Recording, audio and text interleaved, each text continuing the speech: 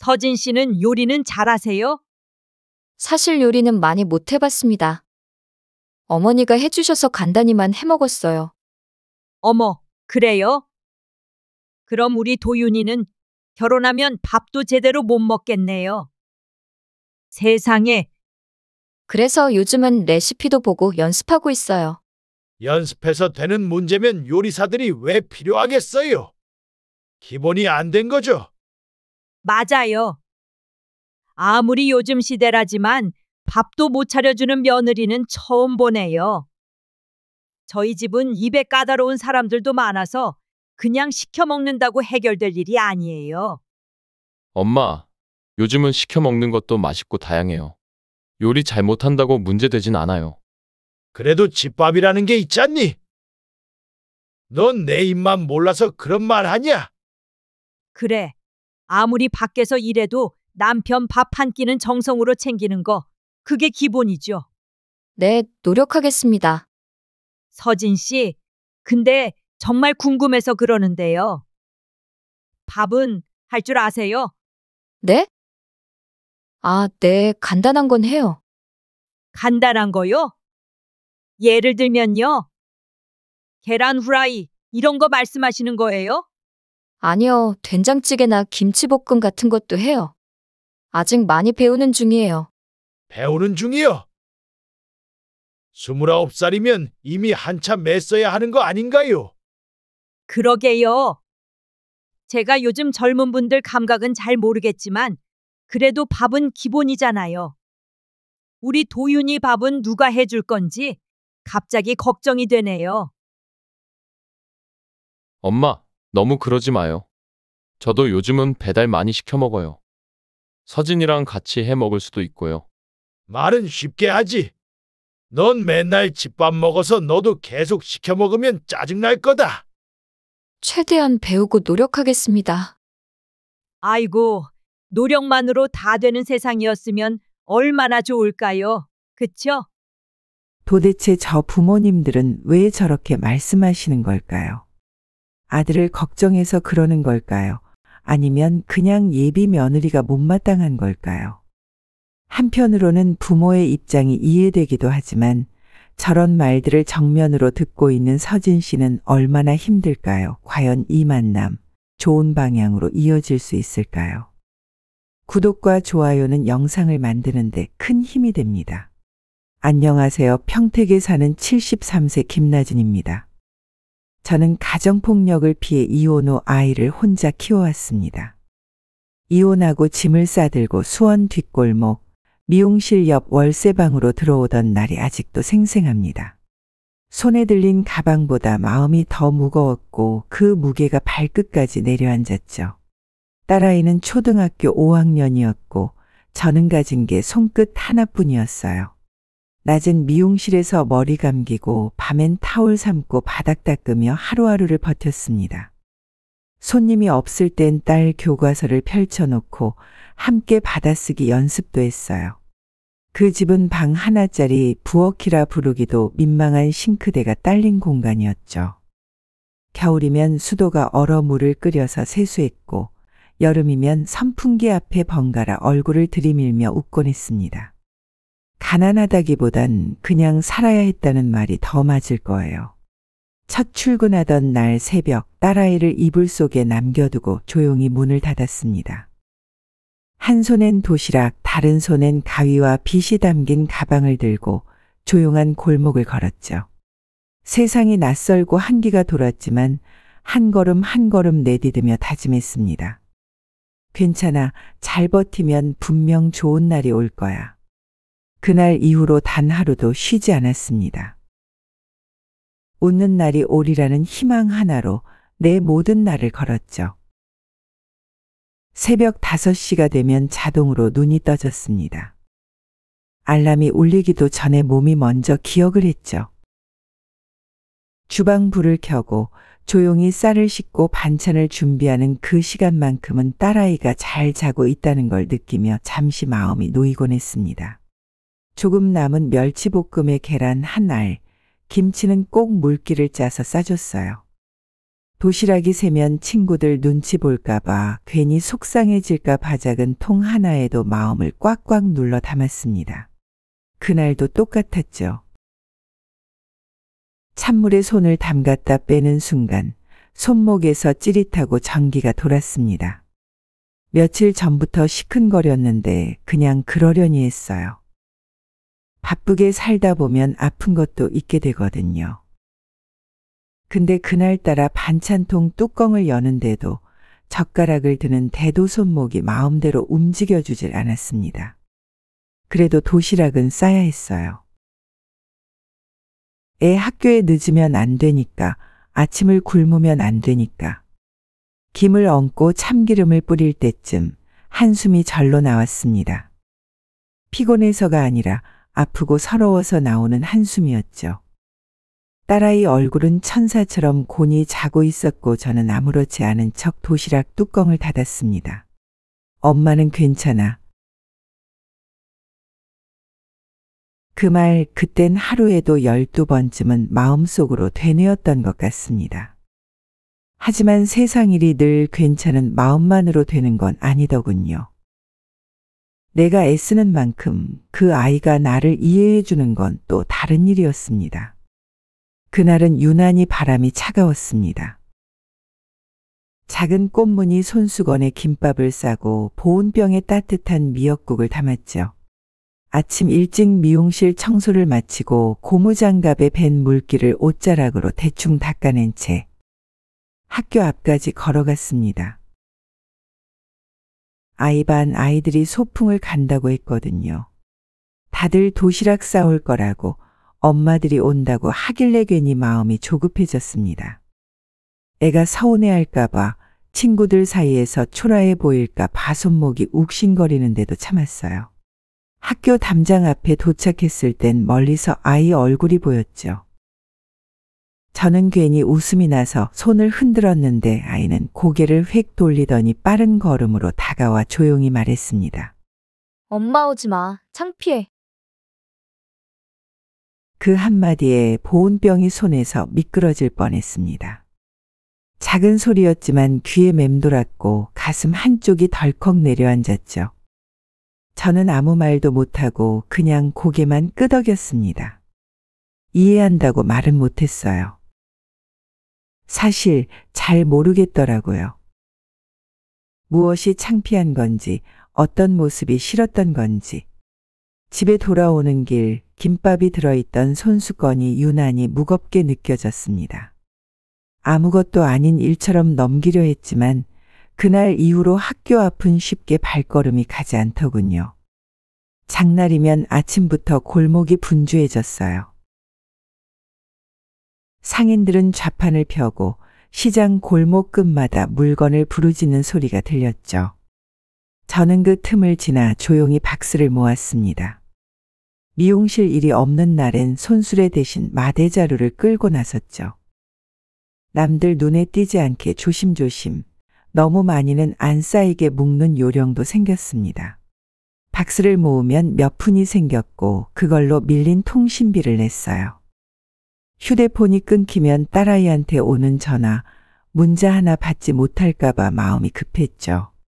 그날은 바람이 불어 박스가 여기저기 흩어졌고 저는 몸을 숙여 모으다가 그 아이를 봤어요. 딸 서진이 친구였습니다.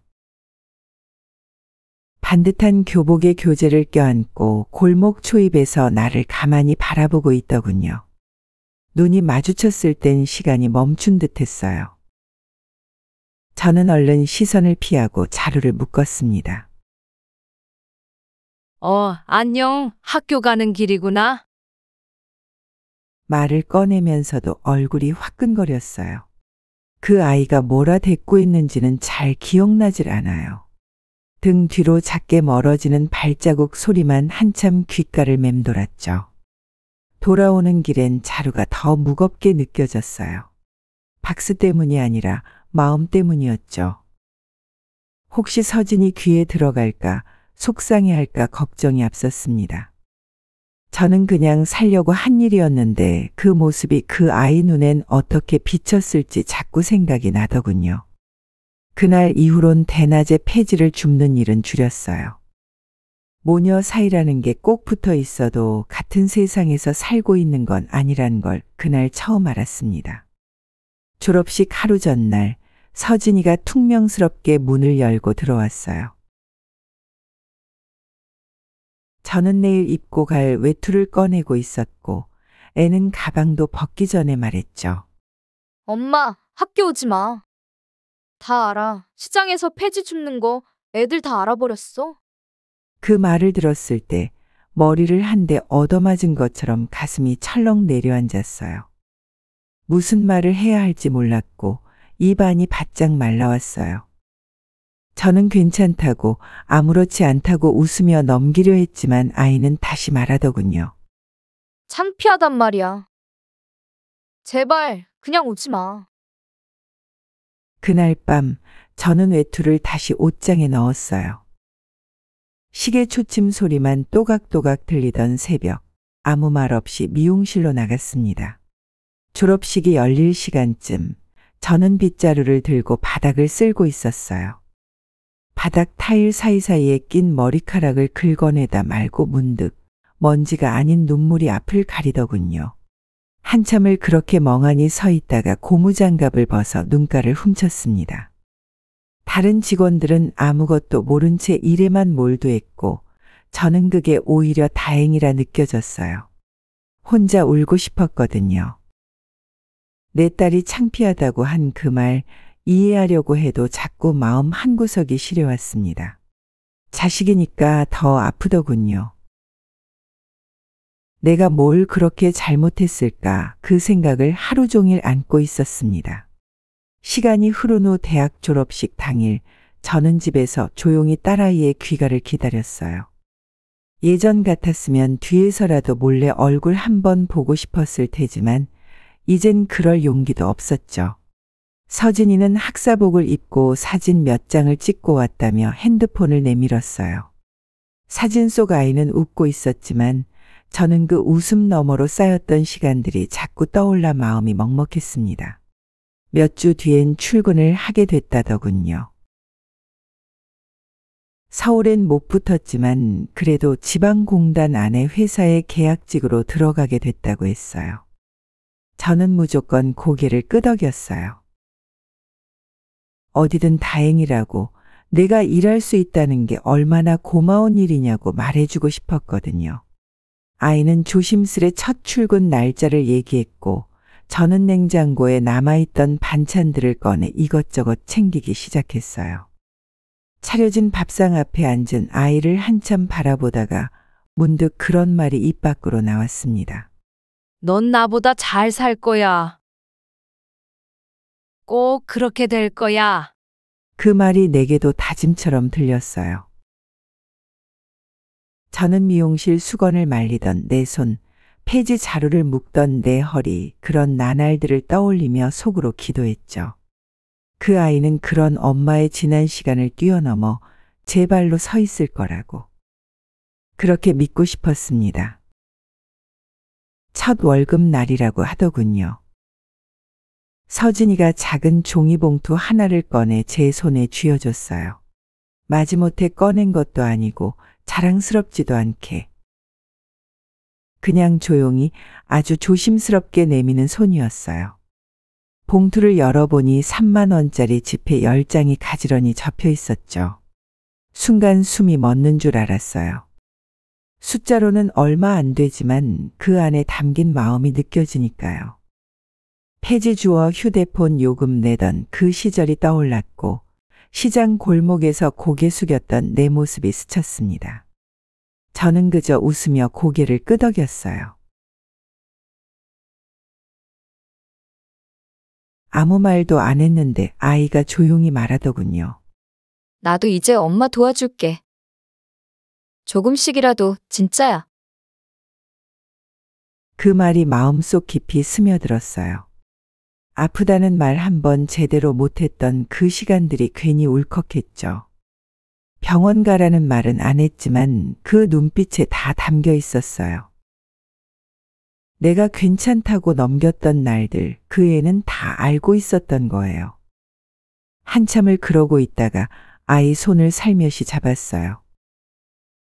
마른 손등이 고맙고 따뜻하고 조금은 미안했습니다. 마음이라는 게 참 묘하죠. 어떤 말보다 손끝에서 먼저 전해지는 게 있더군요. 출근을 앞둔 서진이 얼굴이 요 며칠 유독 말이 없었어요. 옷장을 열었다 닫고 손으로 셔츠 소매를 만지작거리다 이불 속으로 들어가곤 했죠. 아무 말은 안 했지만 마음이 쓰이더군요. 그래서 며칠간 모아두었던 돈을 조용히 꺼냈습니다. 병원비 아끼고 반찬값 덜어 모은 돈이었어요. 고작 계약직이지만 사회로 나가는 첫걸음인데 아무 옷이나 입히고 싶지 않았습니다. 시장 옷가게 골목 대신 이번엔 큰 상가로 향했어요. 한참을 돌아다니다 단정한 검은 정장을 하나 골랐습니다. 계산하면서 손이 떨리긴 했지만 후회는 없었어요. 포장을 풀어 딸아이 손에 건넬 때 말이 짧게 나왔습니다. 회사엔 이런 옷 입고 가는 거야. 엄마가 해줄 수 있는 게 이것뿐이더라. 서진이는 말없이 옷을 받았고 다음 날 그 옷을 꺼내 입었죠. 셔츠 깃을 고르고 재킷 단추를 잠그는 아이의 손이 조심스러웠어요. 저는 식탁 옆에 앉아 그 모습을 한참 바라봤어요. 거울 앞에 선 서진이는 어느새 다 큰 어른이 돼 있었고 옷 한 벌에 그렇게 변해 보이기도 하더군요. 그 순간 문득 이런 생각이 들었어요. 내 손으로 이 아이를 여기까지 데려왔구나. 마음 한켠이 따뜻하면서도 아득해졌습니다. 그날은 평소보다 늦게까지 불을 켜두고 딸을 기다렸어요. 첫 회식이라 했으니 얼마나 긴장했을까. 낯선 어른들 틈에서 애가 잘 어울렸을까 걱정이 됐죠. 집안 가득 미역국 냄새가 퍼졌고 저는 작은 상에 반찬을 하나씩 꺼내놓고 있었습니다. 문 열리는 소리가 났을 땐 괜히 반가워서 얼른 자리에서 일어났어요. 아이는 말없이 신발을 벗고 거실로 들어왔고 얼굴엔 피곤함이 잔뜩 묻어 있었죠. 저는 조심스레 물었어요. 밥이라도 좀 먹을래? 미역국 끓여놨다. 그러자 아이가 툭 내뱉듯 말했어요. 엄마랑 밥 먹는 것도 피곤해. 그냥 좀 쉬면 안 돼? 그 말에 저는 손에 들고 있던 숟가락을 조용히 내려놓았어요. 서진이는 방으로 들어가 문을 닫았고 저는 상 위에 그릇들을 멍하니 바라보다가 조심스레 뚜껑을 덮었습니다. 문득 서운함이 밀려왔어요. 그 아이가 오늘 얼마나 힘들었는지 알면서도 나라는 존재가 그 힘듦에 보탬이 되는 게 아니라 부담이 된다는 생각에 마음 한구석이 시려졌습니다. 저는 아무 말 없이 싱크대 앞에 서서 국을 냄비째 부었고 물이 튀어도 고무장갑을 벗지 않았어요. 그렇게 그날은 말 한마디 없이 끝났습니다. 어느 날 딸 서진이가 조심스럽게 말을 꺼냈을 때 저는 그 말이 나올 줄 이미 알고 있었던 것 같아요. 눈빛이 달랐거든요. 퇴근하고도 옷을 단정히 입고 휴대폰을 바라보며 미소 짓는 얼굴에서 뭔가 느껴졌죠. 주말 오후 김이 모락모락 저는 국을 식탁 위에 올려놓고 있을 때였어요. 아이는 두 손을 무릎 위에 모으고 앉아있더니 조용히 말했어요. 엄마, 나 결혼하고 싶어. 도윤이라는 사람이 있어. 저는 놀라지 않았어요. 오히려 마음속에서 뭔가 가만히 녹아내리는 기분이었죠. 딸이 그 말을 꺼낼 만큼 누군가를 믿고 있다는 게 기특하고 대견했어요. 그래서 아무 말도 하지 않고 조용히 미소만 지었어요. 서진이는 그 눈빛을 읽고 안도하는 것처럼 보였고 곧 도윤이란 남자에 대해 이것저것 설명을 해줬어요. 동갑내기고 가족 건물 관리 일을 돕고 있고 말수는 적지만 책임감은 있다고 했죠. 저는 그 말 하나하나를 가슴에 담아들었어요. 잘 살고 싶다는 아이의 진심이 느껴졌으니까요. 마음 한편으로는 걱정도 됐지만 그 자리에서는 보여주고 싶지 않았습니다. 대신 따뜻한 국을 한술 떠서 아이 앞에 놓으며 말했어요. 그래, 누구든 너를 아껴주는 사람이면 돼. 너만 마음 다치지 않으면 돼. 내가 줄 수 있는 축복은 그거 하나뿐이었어요. 어쩌면 그 순간이 딸아이 인생의 새로운 문턱 앞에서 내가 마지막으로 건넬 수 있는 진심이었는지도 모르겠네요. 토요일 오후였어요. 머리 손님이 조금 밀려서 땀이 송골송골 맺힐 무렵 미용실 유리문이 조심스럽게 열렸어요. 고개를 드니 서진이가 낯선 남자와 함께 서 있더군요. 저는 괜히 허둥지둥 거울을 정리하는 척하며 눈치를 봤어요. 아이는 먼저 다가와 웃으며 말했죠. 엄마, 도윤 씨야. 나랑 진지하게 만나고 있는 사람? 인사드리러 왔어. 저는 손에 끼고 있던 고무장갑을 벗고 마른 손으로 옷자락을 문질러 닦은 뒤에야 겨우 손을 내밀었어요. 도윤이라는 청년은 말이 많지는 않았어요. 고개를 깊이 숙이며 정중하게 인사했고 목소리는 낮고 차분했어요. 말수가 적어서 처음엔 어색했지만 예의는 또렷했죠. 깔끔한 셔츠에 손톱도 짧게 정리돼 있었고 눈빛도 흐트러지지 않았어요. 서진이는 옆에서 자랑스럽다는 듯 그를 바라보고 있었고 저는 속으로 천천히 마음을 내려놓기 시작했어요. 괜찮은 청년이구나. 조용한 사람 좋아한다더니 저런 스타일이었구나 싶었죠.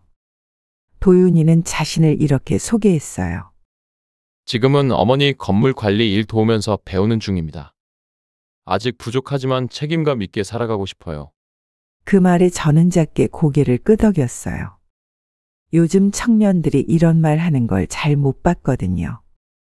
미용실 구석 의자에 앉아있던 도윤은 다소곳한 자세로 말없이 서진의 말에 귀를 기울였고 그 모습이 이상하게 낯설지 않게 느껴졌어요. 마음 한쪽에선 이제 내 자식이 정말 누군가와 인생을 나누려 하는구나 실감이 나기도 했습니다. 동시에 내가 한 발 물러나야 할 시간이 다가오고 있음을 조용히 받아들이게 되더군요. 어느 날 오후였어요. 손님도 뜸하고 청소나 마저 하자고 허리를 굽히고 있을 때였죠. 미용실 문이 조용히 열리더니 낯선 어르신 한 분이 들어오셨어요. 나이 지긋해 보였지만 옷차림이며 머릿결이며 참 단정하고 고급스러웠어요. 저는 얼른 수건을 정리하던 손을 멈추고 다가가 웃으며 물었죠. 머리하러 오셨어요? 염색도 가능하고 펌도 돼요. 그러자 그분은 짧게 웃으며 말씀하셨어요. 그냥 커트만 좀 하려고요. 너무 긴 것도 싫고 너무 짧은 것도 별로고요. 저는 수건을 어깨에 얹어드리고 조심스레 빗질을 시작했죠.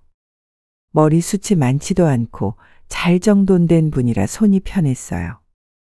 이런저런 날씨 이야기, 요즘 물가 얘기까지 가볍게 나누다 보니 분위기가 조금 풀렸어요. 그러다 그분이 문득 이런 말을 꺼내셨어요. 사실 제가 여기 찾아온 건 그냥 머리 때문만은 아니에요. 우리 아들 도윤이요. 서진이 엄마 되신다고 해서 궁금하더라고요. 그 순간 손에 들고 있던 가위가 멈칫했어요. 속으론 이분이 그 어머니셨구나 싶었지만 겉으론 웃음을 지으며 고개만 끄덕였어요. 말투는 부드러웠지만 그 속에 담긴 기색은 단정했어요. 궁금해서 찾아왔다는 말은 조심스러웠지만 내 삶을 곁에서 슬쩍 훑는 듯한 시선이 느껴졌죠. 어쩐지 마음 한쪽이 차갑게 식는 느낌이 들었어요. 커트가 반쯤 진행됐을 즈음 도윤 어머니는 거울 속 내 눈을 가만히 바라보며 말을 이어갔어요. 처음엔 별뜻 없는 질문처럼 들렸어요. 여기서 미용실 하신 지는 오래되셨어요? 저는 웃으며 고개를 끄덕였죠. 한 20년 가까이 됐어요. 라고 대답했더니 곧바로 다른 질문이 이어졌어요. 아, 그러시구나. 혼자 운영하시나 봐요. 언제부터 미용일 시작하셨어요? 말투는 공손했지만 질문이 끊이질 않으니 마음이 점점 불편해졌어요. 손끝으로 가위를 움직이며 최대한 담담하게 대답했죠. 어릴 적부터 손기술이 좋아서 시작했고 이 자리에서 오래 살았다고 말했어요. 그런데 그분은 또다시 물었어요. 아버지는 일찍 돌아가신 거고, 그럼 따님은 아버지 없이 자란 건가요? 그 순간엔 속이 살짝 뜨끈해졌어요. 더는 묻지 않았으면 좋겠다는 생각이 들었지만 그 마음을 꾹 눌렀어요. 저는 아무렇지 않은 얼굴로 웃으며 대답했죠. 네, 제가 혼자 키웠어요. 그래도 잘 컸어요. 입꼬리는 올렸지만 속은 마르듯 텁텁했습니다. 내가 살아온 시간들을 누군가 앉아서 조각조각 들춰보는 느낌이랄까 괜히 가슴속이 서늘했어요. 그렇지만 딸을 위해서라도 얼굴을 굳히지 말자고 다짐했어요. 손끝에 힘을 더주고 말없이 가위를 조금 더 빠르게 움직였습니다. 그날 도윤 어머니는 커트를 마치고 거울을 짧게 훑어보더니 고개를 끄덕였어요. 고맙다는 인사만 짧게 남기고 조용히 미용실을 나섰죠. 저는 괜히 문이 닫히는 소리를 멍하니 바라보다 가위만 만지작거렸어요. 마음 어딘가가 서늘했지만 애써 별일 아니라고 스스로를 다독였어요. 그날따라 미용실 정리도 더디기만 했고 청소기를 끌면서도 마음이 불편했어요. 그래도 아무 일 없었던 듯 집으로 돌아왔죠. 현관을 열자마자 서진이가 소파에 퍼질러 앉아 있었어요. 핸드폰을 들여다보던 아이는 내가 들어서는 소리에 고개를 들더니 조심스럽게 물었어요. 엄마, 오늘 예비 사돈한테 엄마 촌스럽게 안 보였지? 저는 잠깐 머뭇거리다가 가볍게 웃으며 고개를 끄덕였어요. 괜찮다고, 잘했다고, 아무 문제 없었다고요. 속으로는 서운한 마음이 일었지만 애써 감췄어요. 아이가 괜한 걱정하지 않게 하려고요. 서진이는 내 반응을 확인하자마자 금세 안도하는 얼굴이 되었고 다시 핸드폰을 만지작거리며 방으로 들어갔어요.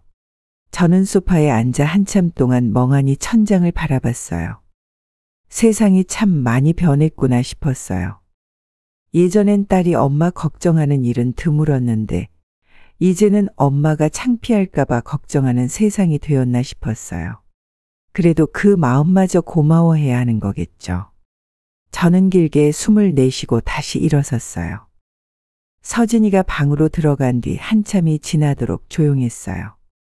저는 부엌 정리를 마치고 조심스레 아이 방 문틈을 들여다봤어요. 서진이는 책상 앞에 앉아 무언가를 진지하게 적고 있었어요. 연필을 쥔 손끝에 힘이 가득 들어간 걸 보니 장난으로 끄적이는 건 아닌 것 같았어요. 저는 문을 살짝 열고 다가갔어요. 아이가 놀랄까봐 조심스럽게 부드럽게 물었어요. 뭐 그렇게 열심히 쓰고 있어? 서진이는 연필을 내려놓고 수줍게 노트를 내밀었어요. 결혼 준비 리스트라는 제목 아래 작은 글씨로 빼곡히 적힌 목록이 보였어요. 혼수 품목, 가전제품, 예단, 신혼여행지까지 한 줄 한 줄 꼼꼼하게 써내려간 흔적이었어요. 저는 순간 가슴이 답답해지는 걸 느꼈어요. 아직 상견례도 안 했는데 벌써 이런 걸 준비하고 있다니 한편으로는 대견하면서도 한편으로는 마음이 복잡했어요. 서진은 나를 바라보며 조심스레 물었어요. 엄마, 이거 나 해줄 수 있어? 그 말이 나를 단번에 숨 막히게 만들었어요. 정성껏 적은 종이 한 장 앞에서 저는 선뜻 대답을 할 수가 없었어요. 병원비 아끼고 하루하루 쪼개어 살아가는 삶 속에서 저 많은 것들을 어떻게 마련할까 막막했거든요. 그래도 아이 눈빛엔 기대가 가득했어요. 저는 애써 웃으며 아이의 머리를 쓰다듬었어요. 가슴 깊은 곳에서는 작은 한숨이 일었지만 겉으로는 아무렇지 않은 척했어요. 내 딸이니까 믿고 싶었고 해주고 싶었어요. 서진이는 결혼 준비 목록을 정성스럽게 적던 손을 멈추고 잠시 말없이 앉아 있었어요. 저는 아무 말 없이 아이 곁에 앉았어요. 아이는 노트를 내려다보다가 조심스럽게 입을 열었어요. 엄마, 나 이번 결혼 실패하면 진짜 다시는 못 일어날 것 같아. 그 말에 가슴 한복판이 뻐근하게 아파왔어요. 어린 줄만 알았던 아이가 저런 말을 할 만큼 마음을 다하고 있었구나 싶었어요. 저는 잠시 망설이다가 가볍게 웃으며 물었어요. 아직 상견례도 안 했는데 벌써부터 이렇게 걱정하냐? 그러자 서진은 고개를 저으며 말했어요. 엄만 그냥 신경 쓰지 마. 저는 다 생각이 있어서 하는 거야. 저는 아이의 등을 조심스레 토닥였어요. 괜히 눈가가 시큰했어요. 그렇게까지 절실하게 매달려야 하는 결혼이라니 마음이 복잡했어요. 아이가 믿고 싶어하는 그 사람을, 그 미래를 나도 함께 믿어야 하는 걸까 고민이 들었지만 결국 아무 말도 하지 못했어요. 아이는 다시 노트를 들여다보며 무언가를 적기 시작했어요. 저는 그 모습이 대견하면서도 서글펐어요. 서진이 웃으며 신혼집 얘기를 꺼낼 때 저는 아무렇지 않은 척 웃었어요. 서진이는 조용히 노트를 덮고 고개를 들었어요. 잠깐 망설이다가 무심한 듯 말하더군요. 신혼집은 아마 오빠네 건물에서 시작할 것 같아. 저는 잠시 아이를 바라봤어요. 아이는 별일 아니라는 듯 다시 펜을 들었고 저는 대답을 하지 않았어요. 말이 길어지면 괜히 분위기만 어색해질까봐 조용히 설거지로 돌아갔어요.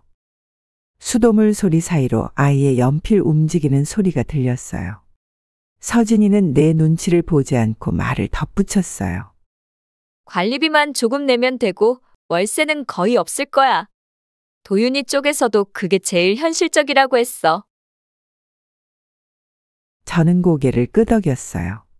그래, 요즘 세상에 집을 얻는다는 게 쉬운 일은 아니니까.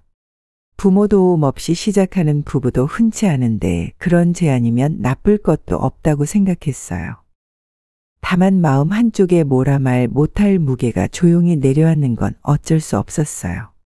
그 집에서 시작한다는 말이 왜 그리 낯설게 들렸는지 모르겠어요.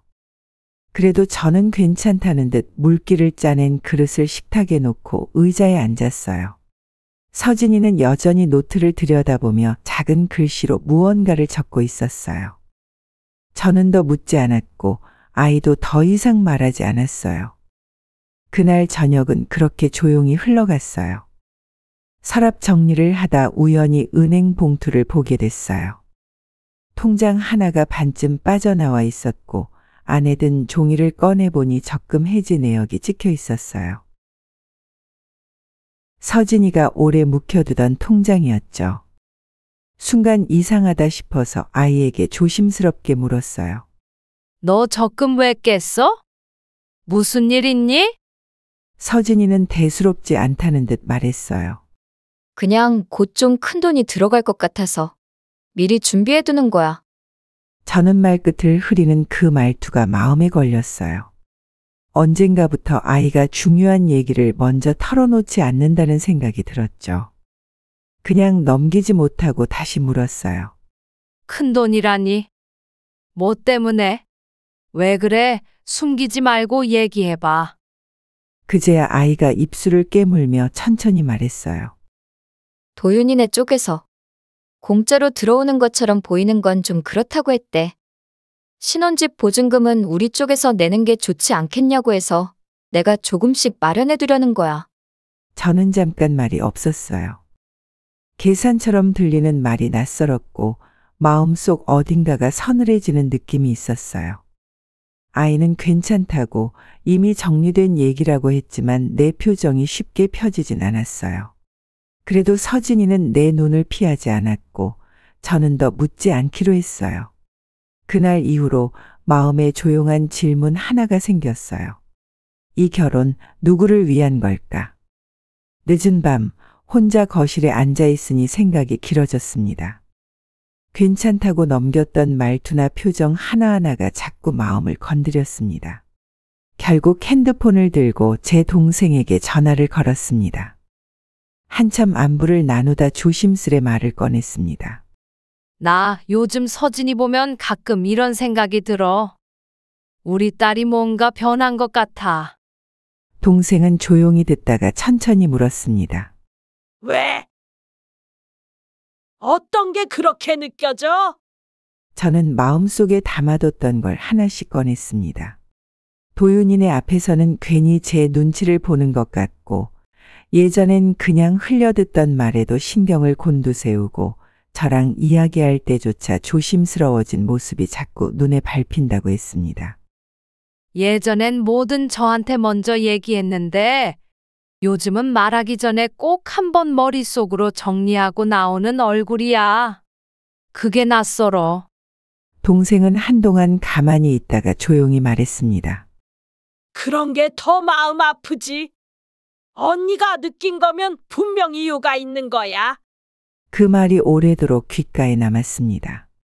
그날은 이상하리만치 조용한 아침이었어요.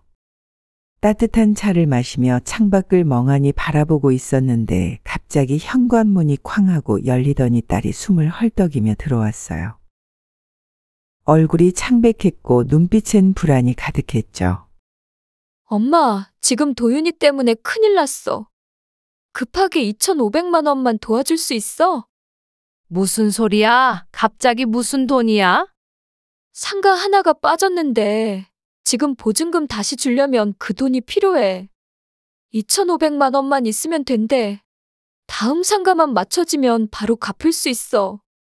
그게 그렇게 급한 일이야? 너 그 사람 말만 믿고 그러는 거야?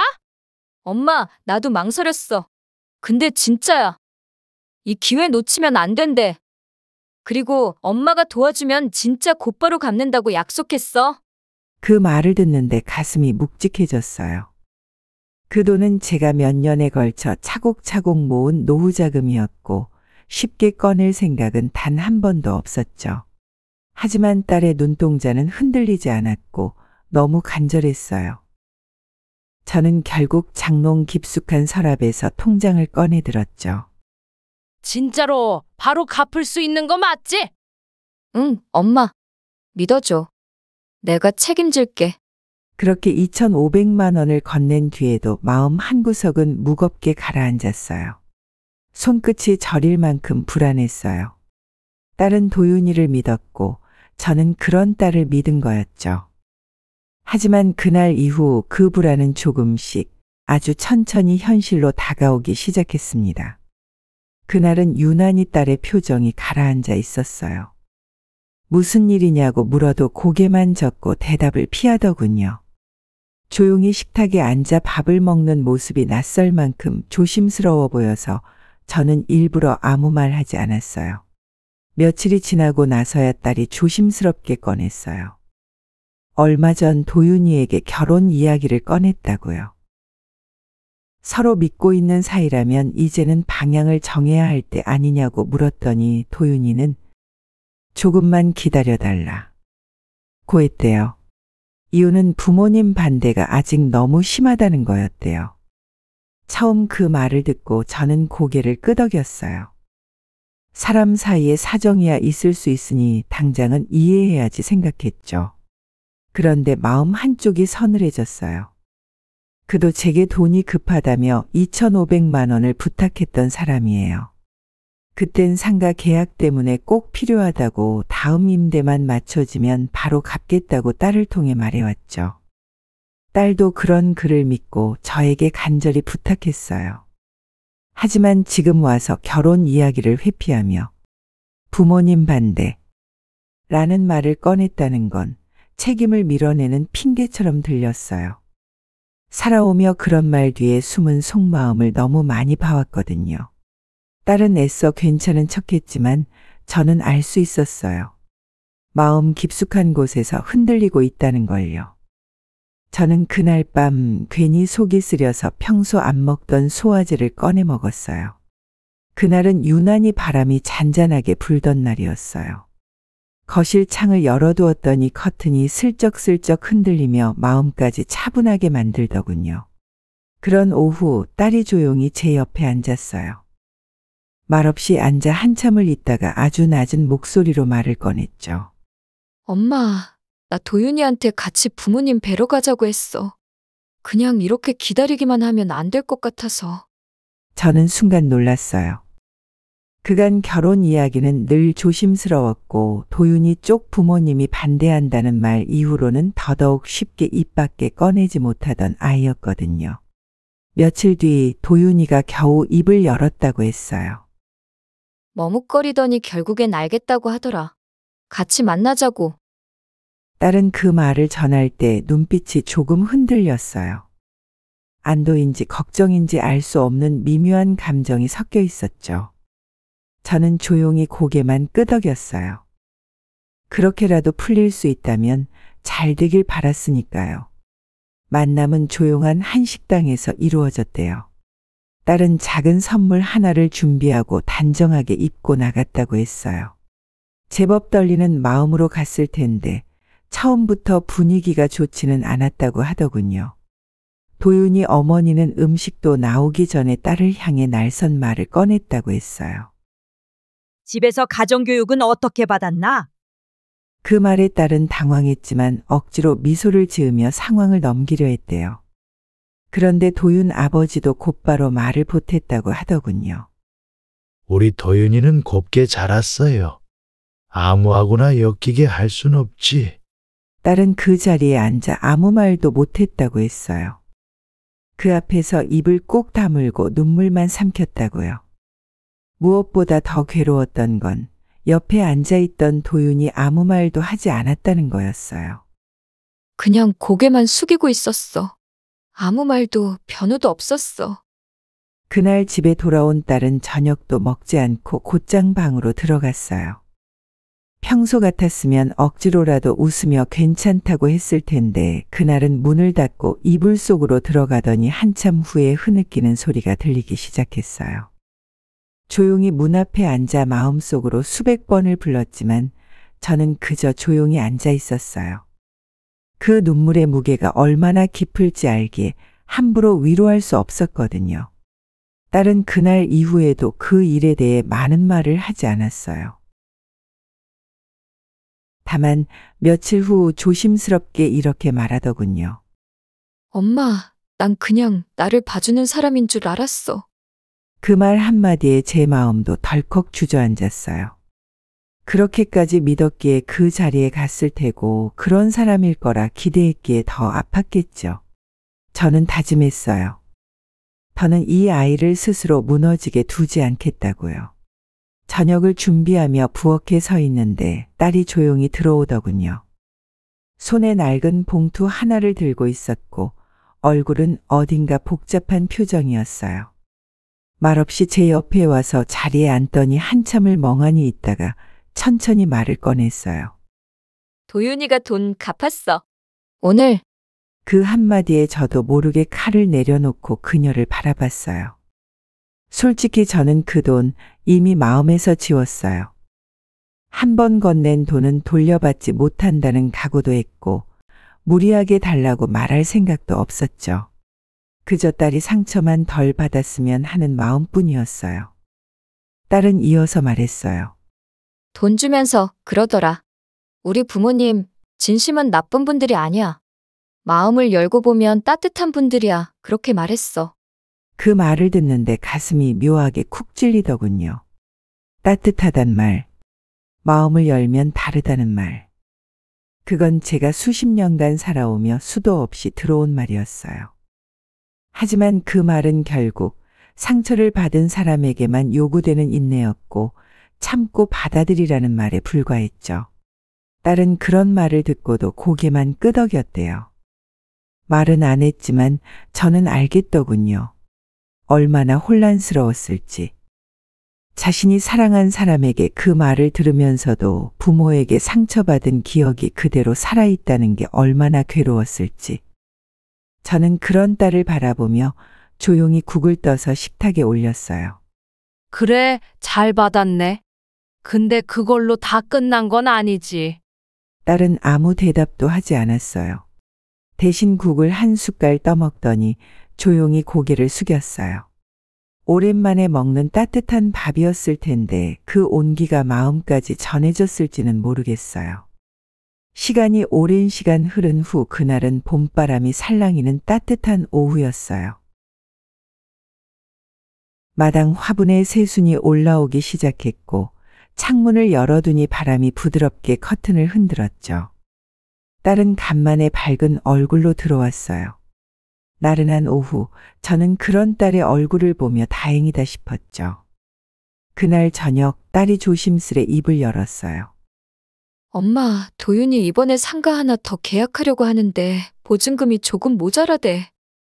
저는 잠시 숟가락을 멈췄어요. 어디선가 낯익은 말이었죠. 지난번에도 그렇게 급하게 돈이 필요하다고 했었고 다행히 몇 달 뒤 정말로 갚았어요. 딸도 그 일을 기억하고 있었는지 망설임 없이 말했어요. 이번에도 잘 될 거야. 지난번처럼만 되면 돼. 엄마, 내가 도와줄게. 이번엔 금액이 5천만 원이라고 했어요.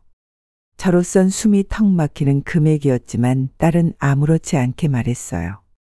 도윤이가 신용이 확실하다고 지난번에도 책임감 있게 갚았으니까 괜찮다고.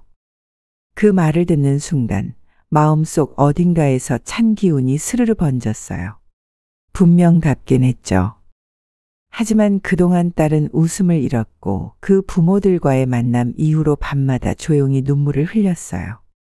돈을 돌려받는 게 전부가 아니란 걸 저는 누구보다 잘 알고 있었어요. 하지만 딸은 다시 그 길로 들어서려 하고 있었어요. 엄마, 5천이면 좀 크긴 하지만 도윤이도 이번엔 정말 잘 준비했대. 다음 계약만 넘어가면 무조건 된다더라.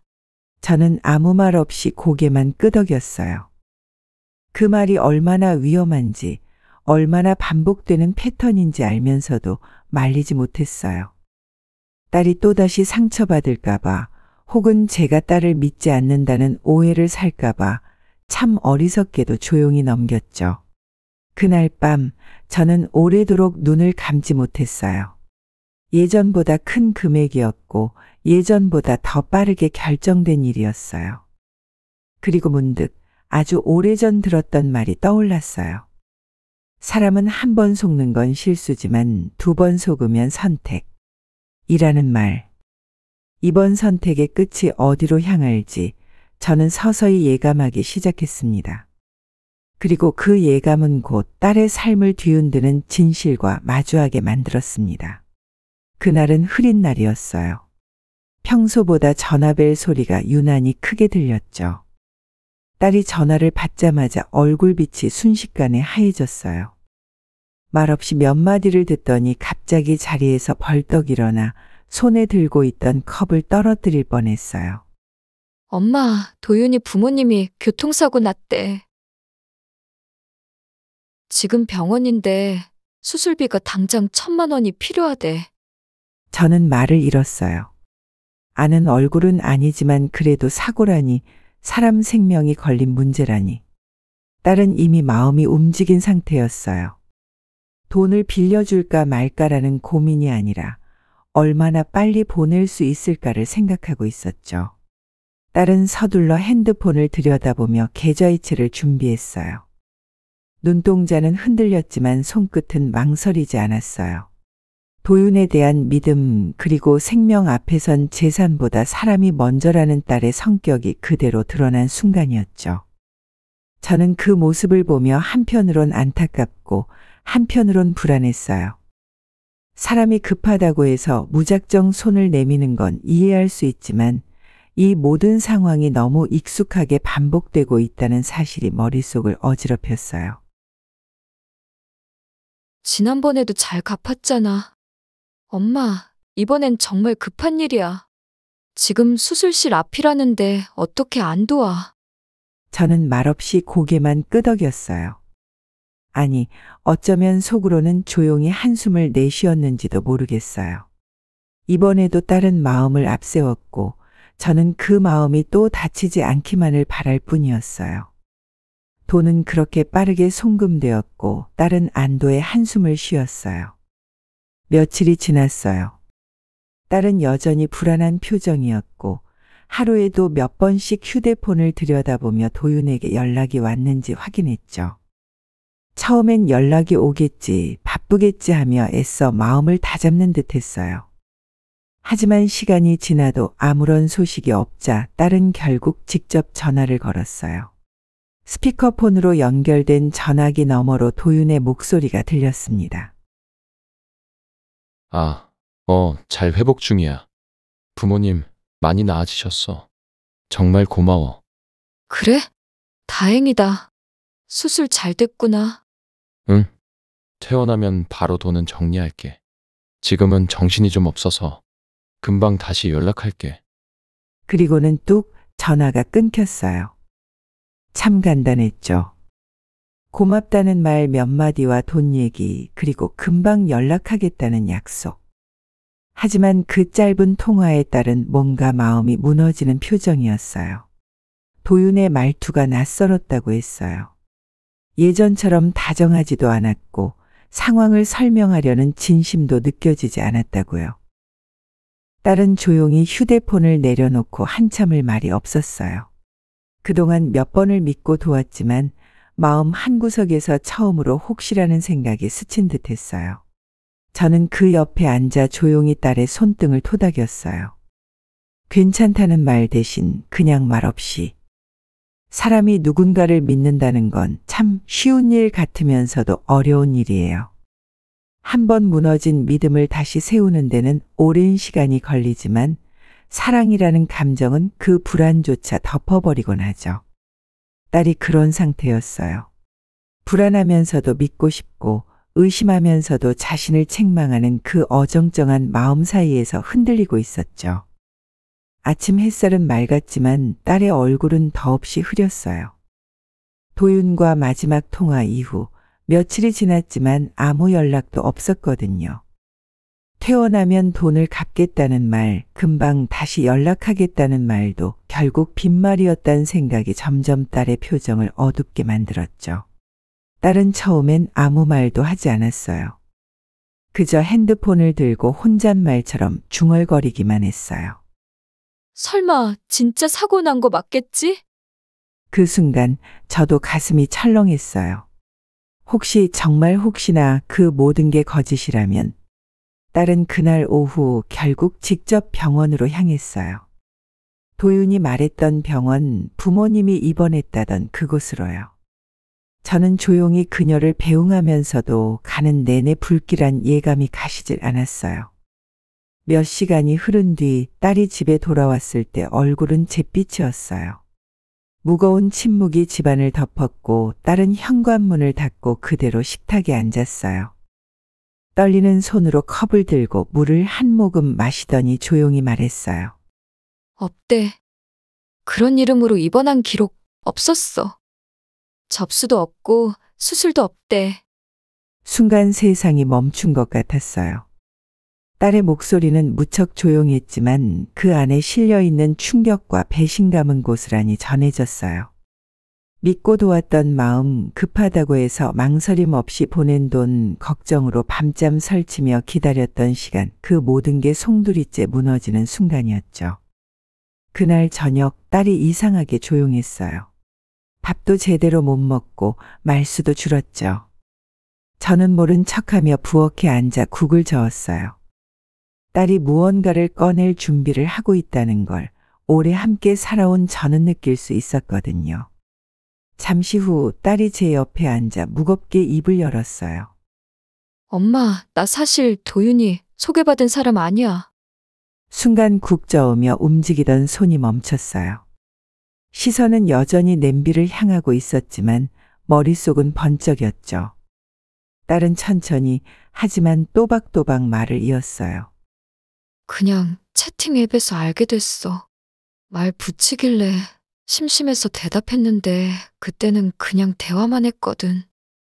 근데 계속 연락 오고 따뜻하게 대해주고 그래서. 저는 아무 말도 하지 않았어요. 이미 모든 걸 겪은 뒤였고 되돌릴 수도 없는 시간이니까요. 순간 지난 날들이 머릿속을 스쳐 지나갔어요. 돈을 빌려주고 상가 얘기 듣고 부모님 교통사고에 놀라 허겁지겁 송금하던 딸의 모습이요. 그 모든 순간마다 딸은 진심이었겠죠. 사랑이라 믿고 사람이라 믿고 그 마음 하나로 모든 걸 건 아이였을 거예요. 하지만 상대는 아니었죠. 딸은 침묵 끝에 말했어요. 엄마, 나 너무 바보같지? 저는 대답 대신 그녀의 손을 조용히 감쌌어요. 말보다 따뜻한 건 손끝의 온기라는 걸 이제야 조금 알겠더군요. 저는 알았어요. 그날 이후 이 아이는 단순히 사기를 당한 피해자가 아니라 사랑을 믿고 싶었던 순진한 마음까지 부서진 사람이라는 걸. 그리고 바로 그 순간 저는 결심했어요. 이대로 끝내지 않겠다고. 이제 진짜 복수가 시작돼야 한다고요. 딸의 고백을 듣고 난 후 머릿속이 멍했어요. 채팅 앱이라니. 처음엔 소개받았다고 했잖아. 그 말 하나를 믿고 저는 그래도 괜찮은 사람인가 보다 했어요. 하지만 모든 게 거짓이었다는 생각이 드는 순간 머릿속에서 쿵 하고 무너지는 소리가 들렸어요. 저는 조용히 물었죠. 그럼 그때 만났던 도윤이 부모님은? 너랑 식당에서 얼굴 맞대고 가정교육이 어쩌니 하셨던 그 사람들은 대체 뭐니? 딸은 말없이 눈만 깜빡였어요. 순간 눈동자가 흔들렸죠. 나도 몰라. 부모님이라고 소개해서 나도 그냥 믿었어. 저는 숨을 삼켰어요. 그날 식당에서 멀쩡한 중년 부부처럼 앉아있던 사람들이 연기자였단 말인가. 누군가의 부모인 척 앉아 우리 딸을 무너뜨릴 말을 서슴없이 뱉고 나간 사람들. 처음엔 그저 허탈했어요. 그런데 시간이 지날수록 속이 끓어올랐어요. 입안이 마르고 가슴이 쿵쾅거리기 시작했어요. 어떻게 이럴 수 있지? 어떻게 내 딸이 이렇게 멍청하게 속아 넘어갈 수 있지? 저는 부엌 한켠에 서 있다가 결국 딸을 향해 돌아섰어요. 숨이 거칠어졌고 참아왔던 말이 터져나왔죠. 너 도대체 얼마나 바보처럼 굴어야 정신 차릴 거니? 채팅앱에서 만난 남자를 그걸 부모라고 속인 사람을 그렇게 믿었어? 딸은 놀란 눈으로 나를 봤어요. 마치 예상 못했다는 듯이. 하지만 저는 멈출 수 없었어요. 가짜 부모, 가짜 사고, 가짜 계약, 대체 어느 순간 의심 한 번 안 했어? 내가 다 참았던 거 알아. 너 그 사람 말 한마디에 내 노후 자금까지 갖다 줬다고? 딸의 눈에 눈물이 고였지만 저는 그 눈물도 하나더군요. 올 일은 내가 더 많은데 왜 너는 늘 믿고 또 믿다가 무너지는 거니? 엄마, 나도 알아. 나도 나 자신이 너무 한심해. 그 말을 듣는 순간 목소리가 툭 하고 끊겼어요. 고개를 푹 숙인 딸의 어깨가 가늘게 떨리고 있었어요. 그래요. 이 아이도 알고 있었겠죠. 자기가 얼마나 허술하게 당했는지. 믿고 싶었던 만큼 더 크게 부서졌다는 걸 누구보다 본인이 더 절감하고 있을 거예요. 저는 천천히 숨을 들이마시고 조용히 입을 닫았어요. 감정이 한 바퀴 돌아 다시 식었고 그 대신 서늘한 결심이 머릿속에 맺혔어요. 그날은 딸이 처음으로 직접 뭔가를 해보겠다고 나선 날이었어요. 아무리 생각해도 억울하다고 도윤을 절대 그냥 두면 안 된다고. 딸은 조심스럽게 채팅 앱에 로그인하고 고객센터에 문의를 넣었어요. 그 사람의 닉네임, 대화 시간, 심지어 통장 입금 내역까지 정리해서 한참을 입력했죠. 그리고 몇 시간 뒤 돌아온 답장은 단 한 줄이었어요. 이용자의 개인정보는 원칙상 제공해 드릴 수 없습니다. 딸은 조용히 그 글을 읽더니 다시 메일을 썼어요. 한 글자, 한 글자. 손이 떨리는 걸 꾹 참고 다시 적었어요. 저 사기당했어요. 부탁이에요. 이 사람 신상이라도 알려주세요. 신고라도 하게요. 하지만 돌아온 답변은 똑같았어요. 이용자 사생활 보호를 위해 형사처분 요청이 아닌 이상 응할 수 없습니다. 그 문장을 읽은 딸은 그 자리에 주저앉았어요. 노트북 앞에서 말없이 숨만 쉬고 있는데 그 어깨가 아주 천천히 무너져 내리는 게 보였어요. 마치 마지막 기대마저 짓밟힌 사람처럼요. 저는 아무 말도 하지 못했어요. 이 나라의 시스템, 법, 사람 무엇 하나도 이 아이 편이 아니라는 사실이 너무 뼈저리게 느껴졌거든요. 엄마, 나 그냥 바보였던 거야. 경찰에 신고도 못하고 누구도 안 믿어줘. 저는 그때 처음으로 이 상황이 단순한 개인 사기를 넘는 일이라는 걸 실감했어요. 며칠째 다른 말이 없었어요. 밥도 제대로 안 먹고 핸드폰만 만지작거리며 하루를 보내고 있었죠. 저는 일부러 아무 말도 하지 않았어요. 아이가 스스로 생각할 시간이 필요하다고 느꼈거든요. 그러던 어느 저녁 딸이 조용히 제 옆에 와 앉았어요. 긴 침묵 끝에 입을 열었는데 목소리가 조금 떨리고 있었어요. 엄마, 나 아직도 이거 누구한테 말 못하겠어. 채팅 앱에서 남자 만나다가 사기당했다고 말하는 게 너무 쪽팔려. 저는 아무 말도 하지 않았어요. 딸의 그 말 안에 얼마나 많은 감정이 뒤엉켜 있는지 너무 잘 알 것 같았거든요. 세상이 피해자에게 먼저 손가락질하잖아요. 그런 앱을 왜 해? 왜 돈을 줘? 눈치도 없냐? 그 말들이 딸의 입을 막고 있는 거예요. 근데 그냥 이렇게 끝내긴 싫어. 지금은 연락 안 오지만 언젠간 또 연락할 거야. 또 돈이 필요하다면서. 그때 잡을 거야. 증거도 다 남기고. 덜미 잡을 거야. 내가. 말끝이 조금씩 굳어지고 있었어요. 평소엔 잘 울던 아이가 이번만큼은 눈물을 삼키고 있었죠.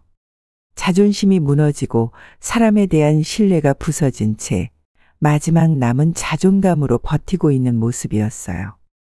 그날은 평소보다 유난히 조용한 오후였어요. 딸은 거실 소파에 앉아 멍하니 창밖을 보고 있었고 저는 조용히 국을 데우고 있었죠. 그러다 딸의 휴대폰이 울렸어요. 화면을 보던 딸의 표정이 굳어졌어요. 그리고 천천히 일어나 저를 바라봤어요. 엄마, 도윤이야. 다시 연락 왔어. 그 말 한마디에 공기마저 멈춘 것 같았어요. 수십 번을 기다렸던 연락인데 막상 오니까 이상하게 가슴이 답답했죠. 딸은 화면을 한참 바라보다가 조용히 말했어요. 이번엔 절대 그냥 당하지 않을 거야. 어떻게든 제대로 된 이름이라도 알아올게. 주민번호든 계좌, 실명이라도. 그 말에 저는 아무 말도 하지 못했어요. 대신 조용히 고개를 끄덕였죠. 이 아이가 얼마나 억울했는지, 얼마나 부끄럽고 화가 났는지 이젠 말하지 않아도 느껴졌거든요. 딸은 상의를 챙겨 입고 나갔고 저는 문 앞에 서서 멀어져 가는 뒷모습을 오래 바라봤어요. 그동안 이 아이는 사랑을 믿었고 거짓을 받아들였고 믿었던 사람에게 끝내 부서졌어요. 하지만 오늘은 달랐어요. 이제는 피해자가 아니라 진실을 끄집어내려는 사람의 눈빛이었어요. 딸이 다시 집을 나선 지 2시간이 지나고 있었어요. 마음은 불안했지만 저는 일부러 핸드폰을 들여다보지 않았어요. 이젠 이 아이를 믿기로 했거든요. 그리고 밤 9시쯤 현관문이 조용히 열렸어요.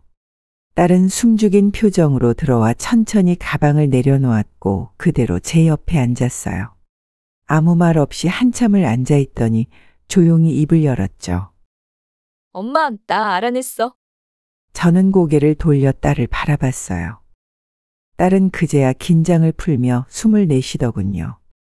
밥 먹다가 도윤이 잠깐 화장실 갔거든. 그 사이에 핸드폰 잠금 풀려 있길래 쿠팡 앱 들어가 봤어. 배송지 정보의 이름이랑 주소 뜨더라고. 그 말에 저는 심장이 내려앉는 것 같았어요. 그토록 잡으려 했던 도윤의 진짜 이름과 실제 주소. 그걸 내 아이가 해냈어요. 그동안 울고만 있던 아이가. 세상이 무너졌다고 숨어만 있던 아이가. 이젠 스스로 싸우기 시작한 거예요. 딸은 핸드폰을 꺼내 쿠팡 앱에서 캡처한 화면을 보여줬어요. 분명한 실명과 주소, 계좌 정보까지. 딸은 그걸 차분히 백업했고 도윤이 돌아오기 전 아무 일도 없던 척 핸드폰을 탁자에 올려놨다고 했어요. 아직도 아무것도 모를 거야. 다음 연락 오면 통장 빌미로 유도할 거야. 계좌 인증 서류 받아낼 수 있거든. 딸이 도윤의 이름과 주소를 알아낸 날, 내 안의 불안이 확신으로 바뀌었어요. 이제는 숨기거나 미뤄둘 이유가 없었죠. 그래서 조심스럽게 말을 꺼냈어요.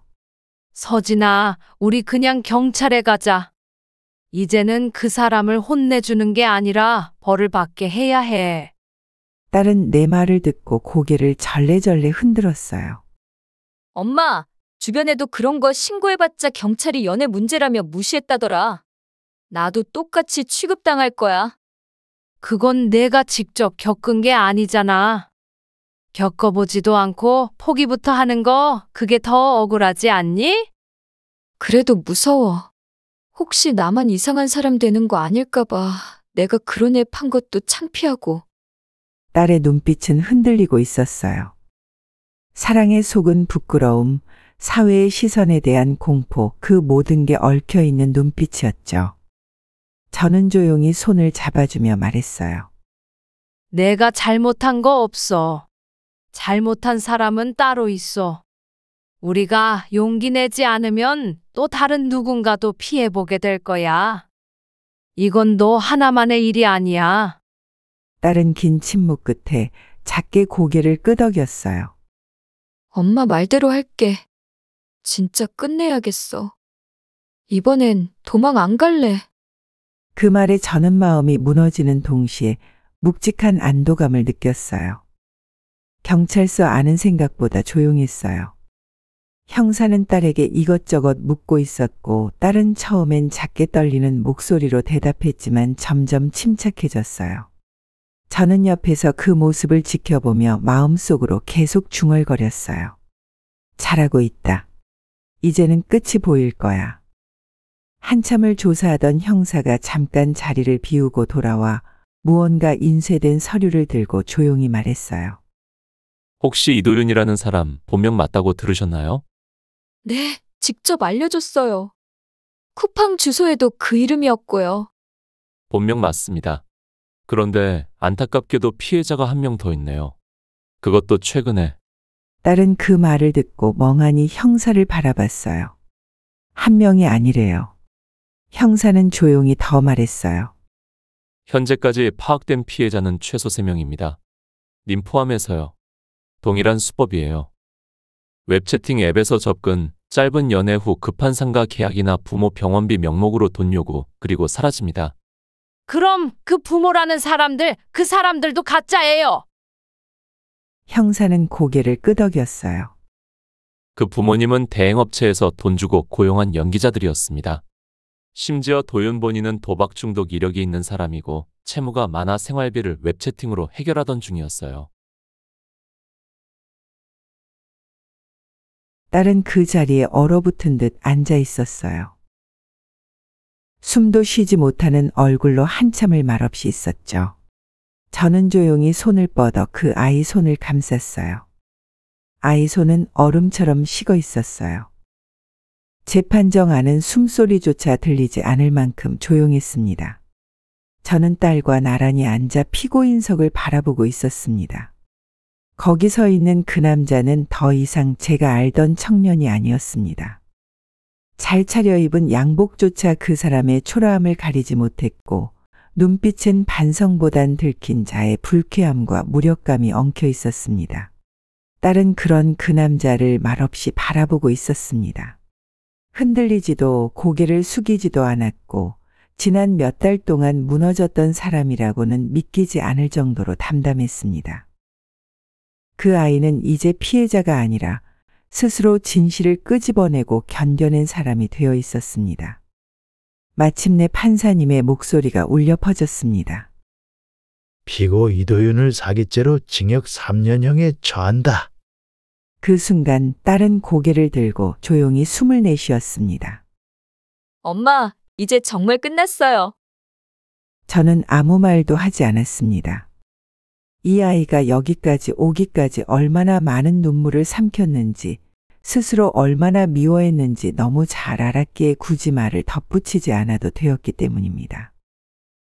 우리는 조용히 자리에서 일어나 법정을 나왔습니다. 재판이 끝난 후 우리는 형사 사건과 별도로 민사소송도 함께 진행했습니다. 딸이 도윤에게 빌려준 총 6천만 원 돌려받을 수 있을 거라 믿고 서류를 제출했고 판결도 우리 쪽 손을 들어주었습니다. 하지만 기대와 달리 그 사람은 아무런 재산도 남아있지 않았습니다. 통장엔 잔액이 없었고 부동산도 없었고 심지어 휴대폰도 대포폰이었습니다. 받은 돈은 이미 도박과 생활비로 다 탕진한 뒤였습니다. 형사처벌은 받았지만 돈은 끝내 돌려받을 수 없다는 사실 앞에 딸은 조용히 웃으며 말했습니다. 그래도 속았다는 사실을 끝까지 모른 채 사는 것보단 훨씬 나아요. 그 말이 왜 그리 아프게 들렸는지 모르겠습니다. 돈보다 더 큰 상처는 누군가를 믿었던 그 마음 자체가 짓밟혔다는 사실이었으니까요. 그 일로부터 몇 년의 시간이 흘렀습니다. 딸은 다시는 그런 사람 만나지 않겠다며 사람과의 거리를 두고 지냈고 저 역시 딸이 혼자라는 사실에 마음을 졸이면서도 차마 무슨 말을 하지 못한 채 조용히 곁에 있어주기만 했습니다. 그러던 어느 날 딸이 갑자기 집에 남자친구를 데려오겠다며 연락을 해왔고 저는 반가움보다 불안이 먼저 밀려왔습니다. 낯선 얼굴을 마주하는 순간 제 심장은 괜히 조용히 떨렸고 저는 조심스럽게 물었습니다. 어디서 만난 사람이냐고. 그러자 딸은 싱긋 웃으며 이렇게 말했습니다. 웹 채팅에서 만났어요. 농담이에요. 엄마! 그 말에 저는 순간 손에 들고 있던 찻잔을 놓칠 뻔했습니다. 웃으려 했지만 입꼬리가 올라가지 않았고 그 말이 정말 농담이었는지 아니면 진심을 숨긴 장난이었는지 알 수 없어 가슴이 서늘해졌습니다. 그날 밤 딸이 방으로 들어간 뒤에도 저는 혼자 부엌에 앉아 오래도록 생각에 잠겼습니다. 시간이 흐른다고 모든 것이 사라지는 건 아니라는 걸, 믿음이 무너졌던 자리에 다시 새로운 믿음을 세우기란 얼마나 어려운 일인지 저는 그제야 또 한 번 실감했습니다. 그리고 저는 조용히 마음속으로 중얼거렸습니다. 이번엔 제발 진짜이길. 그날 이후 저는 웃는 딸의 얼굴을 보며 마음 한구석이 계속 무거웠습니다. 아물었다고 믿었던 상처는 때론 작은 말 한마디에도 다시 벌어지곤 하니까요. 농담이었다며 웃어넘긴 딸의 그 한마디에 저는 오래도록 웃을 수 없었습니다. 사람을 믿는다는 것, 다시 누군가를 사랑한다는 건 어쩌면 살아가는 내내 가장 용기 있는 일일지도 모릅니다. 그래서 저는 오늘도 조용히 바라고 있습니다. 이번만큼은 진짜였으면 좋겠다고요. 그리고 이 이야기를 듣고 계신 누군가도 혹시 같은 상처로 힘겨운 시간을 지나고 있다면 전하고 싶습니다. 속았던 나를 부끄러워하지 마세요. 그날을 버티고 살아낸 당신은 이미 이겨낸 사람입니다.